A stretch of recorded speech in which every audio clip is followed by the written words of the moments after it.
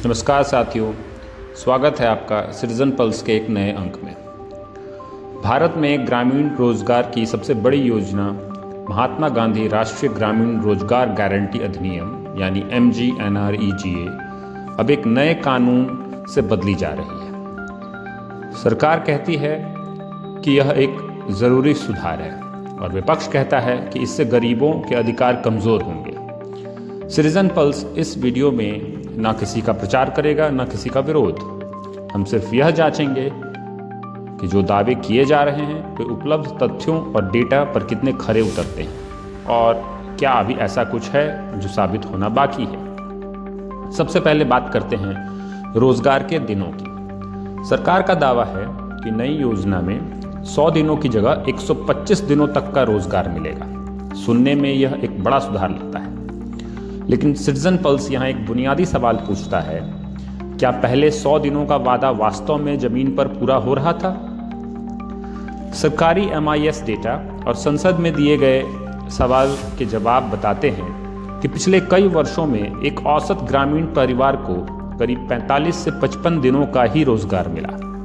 यानी कानूनी गारंटी 100 दिनों की थी, लेकिन व्यवहार में वह भी कभी पूरी नहीं हो पाई। इसलिए सिर्फ दिनों की संख्या बढ़ा देना अपने आप में सुधार नहीं कहा जा सकता। असली सवाल यह है कि क्या नई व्यवस्था में वास्तव में ज़्यादा काम मिलेगा या सिर्फ कानूनी सीमा बढ़ेगी। इस बिंदु पर सिटीजन पल्स का निष्कर्ष यह है कि यह दावा अभी सिद्ध नहीं हुआ है। अब आते हैं दूसरे और शायद सबसे अहम मुद्दे पर। क्या रोजगार अब भी एक कानूनी अधिकार रहेगा? MGNREGA एक राइट्स बेस्ड कानून था। इसमें साफ लिखा था कि अगर कोई ग्रामीण परिवार काम मांगता है तो 15 दिनों के भीतर उसे रोजगार देना होगा, और अगर ऐसा नहीं होता तो सरकार को बेरोजगारी भत्ता देना पड़ेगा। यही वजह थी कि MGNREGA को काम का अधिकार कहा जाता था। नई VRG रामजी व्यवस्था में सरकार कहती है कि रोजगार की गारंटी बनी रहेगी, लेकिन अब योजना पूर्व निर्धारित प्रस्तावों, वार्षिक योजनाओं और तय बजट सीमा के भीतर लागू होगी। इसका मतलब यह है कि रोजगार अब पूरी तरह मांग आधारित नहीं रहेगा, बल्कि उपलब्ध संसाधनों और योजना पर निर्भर करेगा। यह एक महत्वपूर्ण संरचनात्मक बदलाव है। अधिकार की भाषा से योजना आधारित भाषा की ओर यह एक साफ शिफ्ट है। हालांकि इसका वास्तविक असर क्या होगा यह अभी तय नहीं किया जा सकता। इसलिए सिटीजन पल्स यहाँ यह कहता है कि कानूनी ढांचे में बदलाव तो स्पष्ट है, लेकिन इसका परिणाम अभी आना बाकी है। अब बात करते हैं खेती और मजदूरी से जुड़े तर्क की।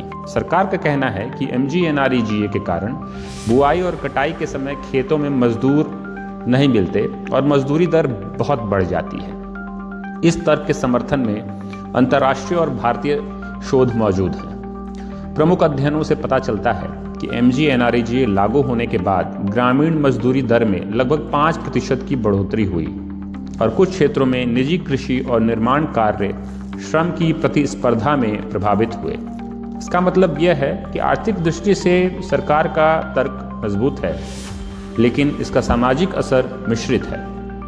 मजदूरों के लिए यह बेहतर आय और सुरक्षा लाता है, जबकि किसानों के लिए लागत और श्रम उपलब्धता की चुनौती पैदा करता है। इसी तर्क के आधार पर नई योजना में खेती के पीक सीजन में करीब 60 दिनों तक रोजगार कार्य रोकने का प्रावधान जोड़ा गया है।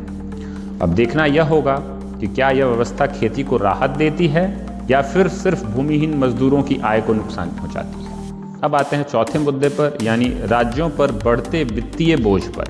नई योजना में खर्च का अनुपात लगभग 60:40 यानी केंद्र और राज्य के बीच तय किया गया है। विपक्ष का कहना है कि इससे केंद्र ने अपनी जिम्मेदारी राज्यों पर डाल दी है। कुछ राज्यों ने सार्वजनिक रूप से कहा है कि अगर वे पहले जैसा रोजगार स्तर बनाए रखना चाहें तो उन्हें हर साल हजारों करोड़ रुपए अतिरिक्त खर्च करने होंगे। ये दावे सिर्फ राजनीतिक नहीं है, ये राज्य सरकारों द्वारा दिए गए वित्तीय अनुमान हैं। इसलिए सिटीजन पल्स का निष्कर्ष यह है कि राज्यों पर वित्तीय दबाव बढ़ने की आशंका तथ्यों पर आधारित है। अब असली सवाल यह होगा कि क्या सभी राज्य, खासकर आर्थिक रूप से कमजोर राज्य, इस अतिरिक्त बोझ को उठा पाएंगे या फिर काम के अवसर कम करने पड़ेंगे। अब आते हैं आखिरी मुद्दा जो है डिजिटल पारदर्शिता का।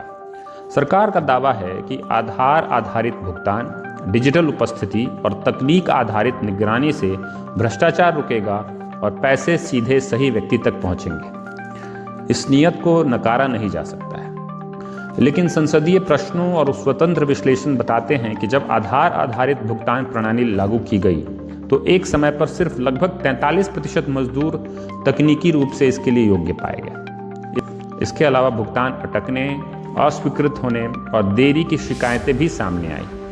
इसलिए यहाँ एक स्पष्ट ट्रेड ऑफ दिखाई देता है, पारदर्शिता बनाम पहुंच का, transparency versus accessibility. Citizen pulse का निष्कर्ष यह है कि डिजिटल सिस्टम कुछ तरह के भ्रष्टाचार को रोक सकता है, लेकिन साथ ही यह वास्तविक मजदूरों को प्रणाली से बाहर भी कर सकता है।